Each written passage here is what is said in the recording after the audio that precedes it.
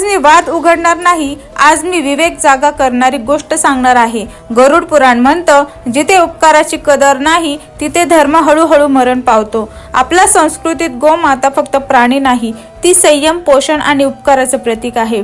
गरुड पुराण या गोष्टीकडे भावनेने नाही तर कर्माच्या दृष्टीने पाहतं। ते सांगतं, जो माणूस उपकार करणाराचाच नाश करतो तो केवळ हिंसा करत नाही, तो कृतज्ञतेचा नाश करतो। यालाच महापाप म्हटलं गेलं आहे। गोमाता आयुष्यभर देते, काय देते? अन्न, आधार आणि संस्कार। पण जेव्हा स्वार्थ डोळ्यांवर पट्टी बांधतो तेव्हा माणूस उपकार विसरतो। गरुड पुराण स्पष्ट सांगतं, अशा कृतींचा परिणाम फक्त शरीरावर नाही, मनावर आणि बुद्धीवर सुद्धा होतो। माणूस आतून कठोर होतो, दया कमी होते आणि हळूहळू इतर जीवांचं दुःख दिसेनासं होतं। हीच त्या पापाची सुरुवात असते। गरुड पुराण मृत्यूनंतरच्या अवस्थेबद्दल थेट भीती दाखवत नाही, पण आत्म्याला स्वतःच्या निवडींची जाणीव करून देतं। तिथे प्रश्न विचारला जात नाही, तू काय मिळवलंस? तिथे प्रश्न उरतो, तू कोणाचा हक्क हिरावून घेतलास?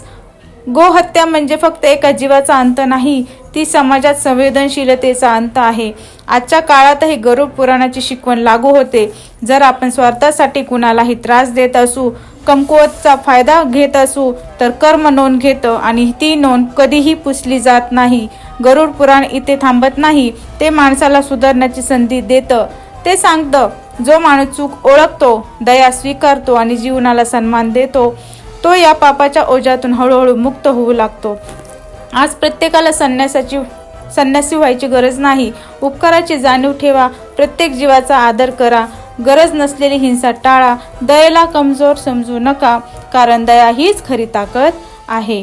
गरुड पुराण एकच गोष्ट सांगतं, जो जीवनाचा सन्मान करतो तोच आयुष्याचा सन्मान मिळवतो। उपकार विसरू नका, कारण कृतज्ञतेशिवाय धर्म टिकत नाही। कसा वाटला आजचा व्हिडिओ नक्की कमेंटमध्ये सांगा। रामकृष्ण हरी।